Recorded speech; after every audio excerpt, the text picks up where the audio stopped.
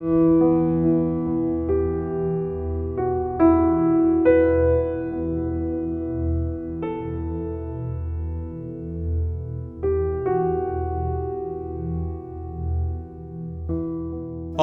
যাওয়া বাবা এখন প্যারালাইজড। চট্টগ্রামে হাসপাতালের চিকিৎসা ব্যয় মেটাতে হিমশিম খাচ্ছে পরিবার। পেনশনের ভাতার জন্য মেয়ে ঘুরছে অবসর ও কল্যাণ ট্রাস্টের দপ্তরে দপ্তরে। গাইবান্ধার এক স্কুলের নৈশ প্রহরী শফিউল আলমের সংগ্রামটাও দীর্ঘদিনের।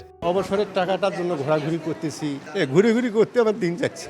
আমি বোধহয় বাসি নেটে ওটা শেষ বয়সে খায়াও যেতে পারবো না, আমার মেয়ের সংসারীটাও বোধহয় টিকিয়ে রাখতে পারবো না। 6 মাস ধরে উনি প্যারালাইজ রোগী, হাত পা চারোটা অবশ। শিক্ষকরা ওদের দুর্যোগ মুহূর্তে যদি ওদের প্রাপ্ত টাকাটা না পায়, তাহলে আমাদের দেশের জাতীয়ত্ব লজ্জা হওয়া দরকার। আমার আব্বু অনেকবার যোগাযোগ করছে, আমি 6-7 বার আসছি।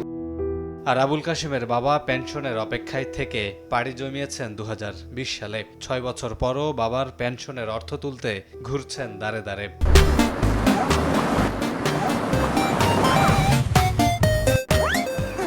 তারিখ আসে তারিখ যায়, কিন্তু আসে না কোনো সুখবর। 6 বছর হয়েছে, আজকে 2026, এখন পর্যন্ত আমি অফিসে আসতেছি যাইতেছি, মানে তারা যে সঙ্গে যা কাগজ বলে আমি তাই দিতেছি। মারা গেছে 2020-এ। টাকার জন্য বারবার আসতেছে আর বলতেছে এই যাবে, কিন্তু আজকে বললো যে সফটওয়্যারের সমস্যা, কবে সফটওয়্যার ভালো হবে এটা জানি না। 6 মাসের মধ্যে শিক্ষকদের অবসর ভাতা পরিশোধের আইন থাকলেও তা যেন এখনো ফাইলবন্দি। অবসরের ফাইল জমে 5 বছরের সেশন জটে এখন বেসরকারি শিক্ষকদের অবসর সুবিধা বোর্ড। প্রতিষ্ঠানটি বলছে এখন যাচাই বাছাই চলছে 2022 সালের জানুয়ারি ফেব্রুয়ারি মাসের আবেদনগুলো। গেটওয়ের জটিলতার কারণে আমরা প্রায় এই একটা বছর ধরেই দিতে পারছিলাম না। সফটওয়্যার টু সফটওয়্যার কাজ হবে, ওরা সফটওয়্যার ছাড়া আইবাস আমাদের সাথে কাজ করবে না। ফেব্রুয়ারিতে এসে 251 জন ছিল, এখানে এসে জীবিত ছিল 209 জন, মৃত ছিল 42 জন। প্রায় 4 ভাগের 1 ভাগই মারা যায়, কোনো ক্ষেত্রে 30%, 35%। এত জটের কারণ খুঁজতে মাঠে নামে সময় সংবাদ।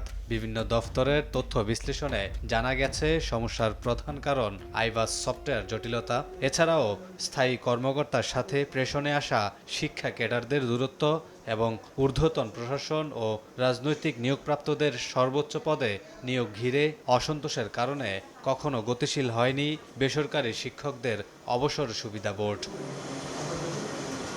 ভোগান্তির কথা স্বীকার করে বেসরকারি শিক্ষা প্রতিষ্ঠান শিক্ষক ও কর্মচারী অবসর সুবিধা বোর্ডের সদস্য সচিব জানান, বিষয়টি নিয়ে গুরুত্বের সাথে কাজ করছে শিক্ষা মন্ত্রণালয়। ডাক্তার সবকিছু বুঝে, অফিস থেকে বুঝে সচল করার জন্য মাননীয় মন্ত্রী মহোদয়, সচিব মহোদয় এবং আমাদের প্রধানমন্ত্রীর যে আন্তরিকতা অফিসের কল্যাণের জন্য এই বিষয়গুলোর জন্য কাজ করছেন। এই যে সফটওয়্যারটা ঠিক করার জন্য মানে সংশ্লিষ্ট করতে হয়েছে।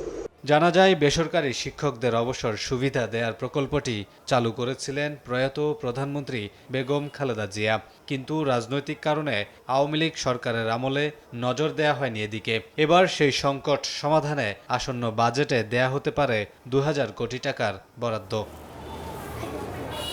যে শিক্ষকরা যৌবনের সবটুকু শ্রম ঢেলে দিয়ে গড়ে তোলেন একটি শিক্ষিত জাতি, সেই শিক্ষকরাই আজ অবসরে এসে অনাদর আর অবহেলায় দিন কাটাচ্ছেন। আর তাই তো জীবনের শেষ দ্বারপ্রান্তে এসে দাঁড়িয়ে নিজের অবসরের প্রাপ্য সবটুকু অর্থ বুঝে পেতে চান কোনো প্রকার দীর্ঘসূত্রতা ছাড়াই। এখন দেখার প্রশ্ন, সরকারের সংশ্লিষ্ট মহল সেদিকে নজর দেয় কিনা। কামরুল হাসান, সময় সংবাদ, ঢাকা।